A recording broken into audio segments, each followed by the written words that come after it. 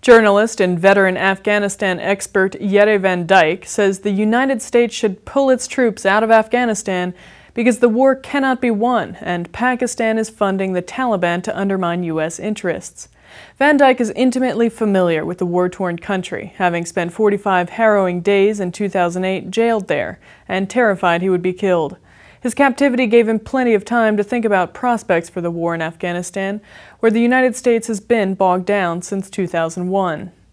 Van Dyk, who lives in New York, has written for many publications, including the New York Times and the Wall Street Journal, and has traveled in Afghanistan and the region since the 1970s, reporting for CBS, CNN, and other broadcasters.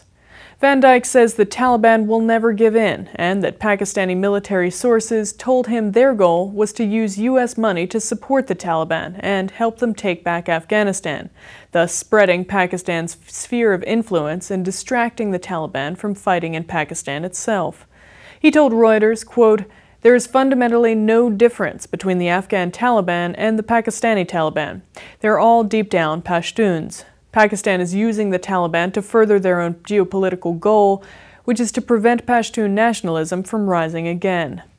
Pakistan has denied a recent report by the London School of Economics that alleges enduring ties between its intelligence agency and the Afghan Taliban. The report says the agency not only funds and trains Taliban fighters in Afghanistan, but is officially represented on the movement's leadership council, giving it significant influence over operations. Van Dyk says Washington should confront Pakistan. He said, quote, "I would go directly to Pakistan and say, stop funding the Taliban, stop using American money to kill American soldiers, cease your ultimate goal of taking over Afghanistan, and then we should pull out. It is a completely pointless war."